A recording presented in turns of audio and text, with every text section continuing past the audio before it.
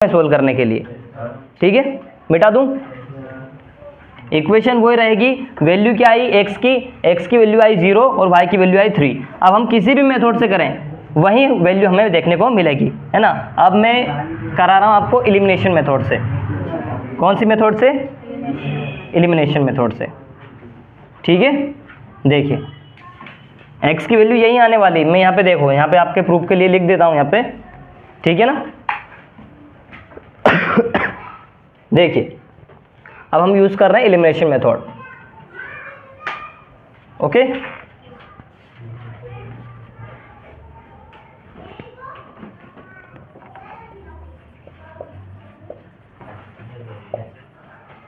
Elimination method, ठीक है। इसको कौन सी विधि बोलेंगे हम? विलोपन विधि बोलेंगे। कौन सी मेथड बोलेंगे? विलोपन विधि।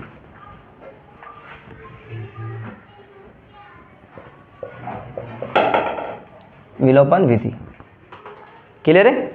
कौन सी विधि? विलोपन विधि, है ना। इसमें भी x और y की वैल्यू वहीं आने वाली है, ठीक है। देखो जरा, इस मेथड में क्या करना पड़ता है, इसमें ये नहीं देखना पड़ता कि कौन सी सरल और कौन सी कठिन है, ठीक है। इसमें तो सिर्फ क्या करना पड़ता है, आपको ये डिसाइड करना पड़ता है कि आप x की वैल्यू निकालना चाहते हो या y की वैल्यू निकालना चाहते हो, है ना।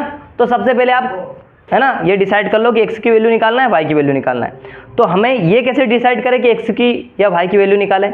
तो उसको डिसाइड करने के लिए हम ये देखें कि किसके कोफिशिएंट ज़्यादा सरल है, किसके कोफिशिएंट सरल है, किसके गुणांक ज़्यादा सरल है, x के गुणांक सरल है या y के गुणांक सरल है?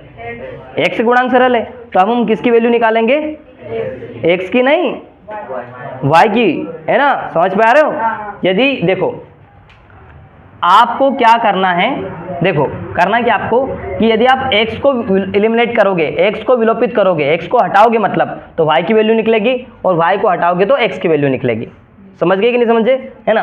तो उसके लिए क्या करना है, यदि आप x के कोफिशिएंट बराबर करोगे, यानी कि x के गुणांक बराबर करोगे तो y की वैल्यू निकलेगी, और y के गुणांक बराबर करोगे तो x की वैल्यू निकलेगी, ठीक है। तो सरल किसके कोफिशिएंट पढ़ रहे हैं आपको?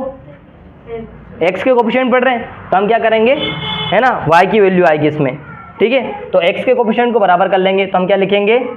बाय इक्वेशन, है ना, फर्स्ट, इक्वेशन फर्स्ट में देखो इन दोनों को बराबर करने के लिए यहाँ क्या 2x है, तो यहाँ भी 2x आना चाहिए, है ना। तो हम क्या करेंगे, यहाँ पे 1 का मल्टीप्लाई कर देंगे। इक्वेशन 1 में हम मल्टीप्लाई करेंगे 1 का, है ना, एंड इक्वेशन जो इक्वेशन सेकंड में हम मल्टीप्लाई किसका करेंगे? 2 का। कोई दिक्कत क्या? देखिए यहाँ पे मैंने 2 कौन सा रोमन नंबर वाला 2 नहीं किया है ना, जो हमारा नंबर सिस्टम वाला 2 है वो यूज़ किया है। तो x की वैल्यू हम पुट अप यहाँ पे x में इस वैल्यू इक्वेशन फर्स्ट में मल्टीप्लाई करेंगे अपन 1 का, और इक्वेशन सेकंड में हम मल्टीप्लाई करेंगे 2 का, है ना। कर दो मल्टीप्लाई, क्या मिलेगा? इक्वेशन 1 में मल्टीप्लाई करेंगे तो, है ना, बेसिक मिलेगी 2x + 3y = 9, ओके। और इसमें इक्वेशन 2 में जब 2 का मल्टीप्लाई करोगे तो क्या मिलेगा? 2x + 8y = 24, 12 × 24, क्लियर है क्या, है ना। अब देखिए अब हम क्या करेंगे, माइनस साइन का मल्टीप्लाई कर देंगे। कुछ समझ में आया आप लोगों को? यहाँ तक क्लियर है क्या, है ना। इन दोनों कोफिशिएंट को हमने बराबर कर लिया, क्यों कर लिया? क्योंकि ये दोनों हटाने अपने को, क्लियर है। अब यहाँ पे माइनस साइन से मल्टीप्लाई किया मैंने, जब माइनस साइन से मल्टीप्लाई करते हो तो चिन्ह सारे परिवर्तित हो जाते हैं, यानी कि यहाँ क्या हो जाएगा? प्लस का हो जाएगा, यहाँ भी प्लस का हो जाएगा, यहाँ प्लस का हो जाएगा। प्लस का है तो माइनस का, माइनस का है तो प्लस का। माइनस साइन की खासियत ये है, जब माइनस साइन का मल्टीप्लाई करेंगे तो साइन जो है चेंज हो जाएंगे। तो ये क्या हो चुका है? प्लस का था माइनस का हो चुका है ना। माइनस का 2x और पॉजिटिव 2x दोनों कैंसिल आउट हो गए, ठीक है ना। अब ये माइनस को हो चुके 8y और ये 3y, तो माइनस के 8y में से 3y गए तो माइनस के 5y बचे, प्लस माइनस माइनस के हो चुके ना ये, ठीक है। अब देखिए माइनस के 24 हो चुके, है ना। माइनस के 24 में से 9 गए तो कितने बचेंगे? माइनस के 15, क्लियर है क्या, है ना। 5y = यहाँ पे वैल्यू क्या जाएगी अपने पास? 15।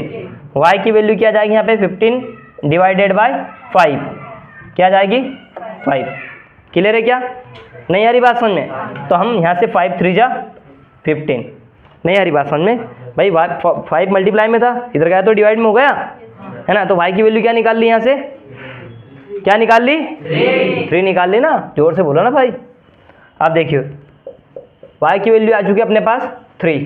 अब इस y की वैल्यू को आप कहीं भी पुटअप कर दो, इक्वेशन फर्स्ट या सेकंड कहीं भी, कहाँ पुटअप करेंगे, सेकंड में पुटअप करेंगे, ठीक है ना। तो यहाँ लिखेंगे है ना द वैल्यू ऑफ y, है ना, पुटिंग इन इक्वेशन कौन सी, सेकंड, है ना।